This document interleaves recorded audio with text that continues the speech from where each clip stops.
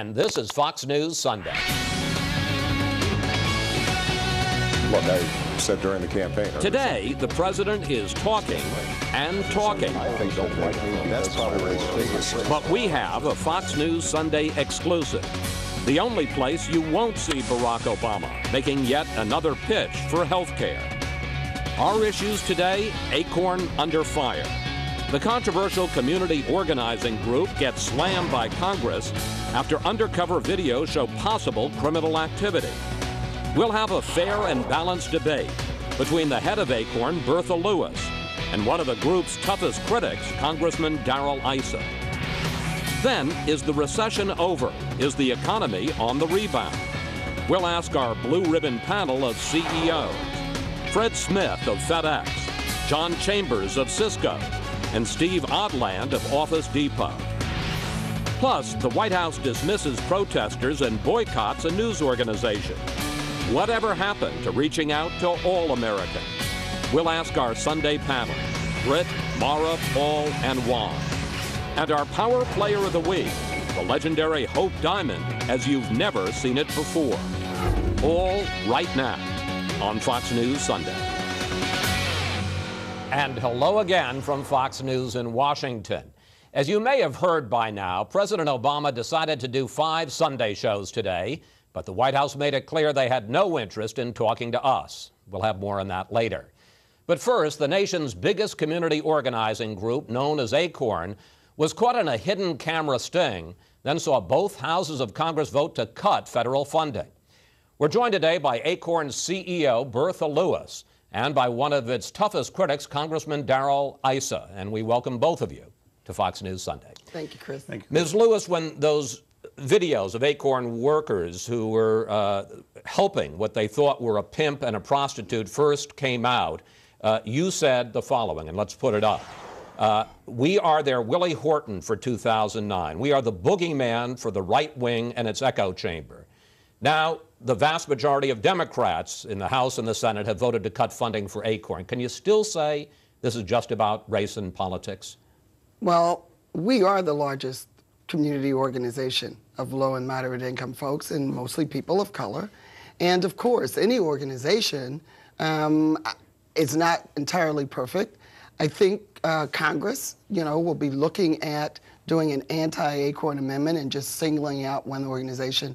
But we continue to make sure that all of our employees, if they're too stupid to understand that they are not reaching professional standards, we terminate them, and we actually make sure that, what we do internally is serving our constituents, 500,000 poor black and brown, Asian and white people in this country. So I was outraged by it. Everyone should be, and I can understand how the Congress was also. Well, Congressman Issa, it's not just the videos. In July, the Republican staff, your staff, on the government oversight and, or rather the House Committee on Oversight and Government Reforms, issued an 88-page report in which you charged the following.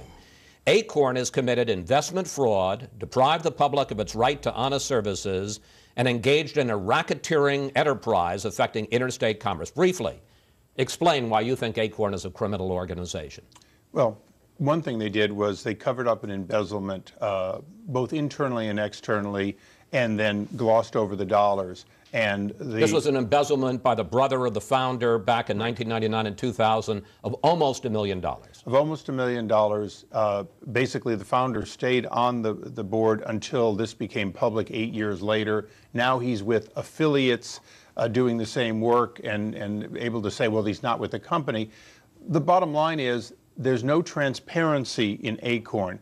Any charity that you would look at, and we've looked at them in our committee, it's a regular part of what we do, you normally find out who's paid what, where the money goes, what the collection costs are, and so on. Here we have literally hundreds of organizations tied under the ACORN umbrella, and you can't even find out what their incorporation is, whether they pay taxes, who makes what, or more importantly, whether corporations within the affiliates work in different areas.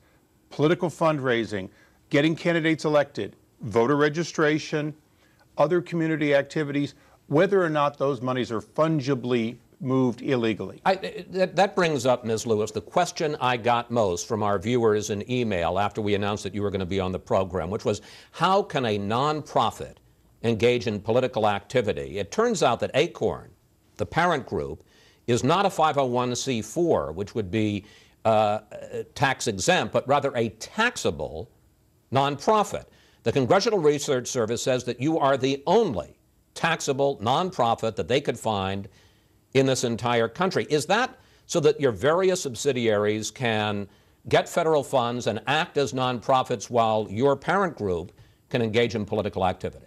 We've made sure since I've become the CEO that affiliates have firewalls between them. I know that back last year, we were outraged that the board didn't know about the previous chief organizer's activities. I've completely overhauled all of our finances, all of our controls, and he was fired immediately, just as in this instance with these tapes. We terminated folks immediately.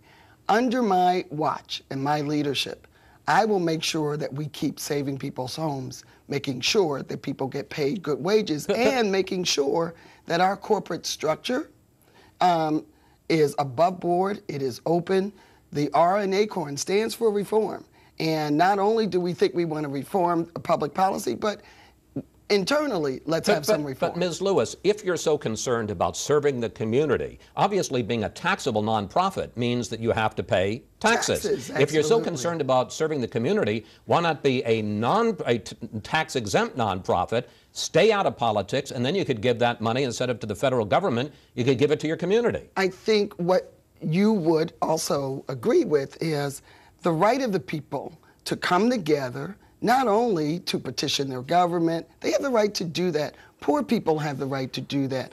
But you also need to be able to do lawful C3 activities, such as servicing the community, which we do. I think an organization can do both. Hundreds of organizations do the same thing that we do. We make sure that we service our 500,000 members. Congressman Issa? But, you know, in fairness, Bertha, I don't know of another organization structured the way you are, where they're both a political wing, if you will, of the Democratic Party, and has close relations with the unions, and takes federal dollars, and takes charity money, and does not disclose in a way in which anybody, your donors, the government, when they provide money, can actually get transparency. If you're going to change this, will you come before Chairman Towns, a man who, by the way, voted not to cut off your funding, and give the kind of disclosure to where the Government Oversight and Reform Committee can know that you are doing work with firewalls, as you say, so the American people know that their dollars don't end up doing political activities prohibited by law? Here's the question that we really should be asking. Well, no, answer his question, if you will. Here's the question that we really should be answering. Do you have an organization, such as ours, that absolutely pays its taxes, that absolutely provides its services, that has firewalls up? We think it's up to the Congress to determine how they would handle some sort of anti-ACORN program or amendment. There are poor people in this country every day that we're saving their homes, making sure that they have decent wages. But why not go? I mean, could you answer the congressman? It's not up to us. My job is to serve our 500,000 members. Ms. Lewis, could you answer the question directly? And that's why the thing. Why not and that's go? what we're going Why to not do. go before the committee? He's talking about. Please let me.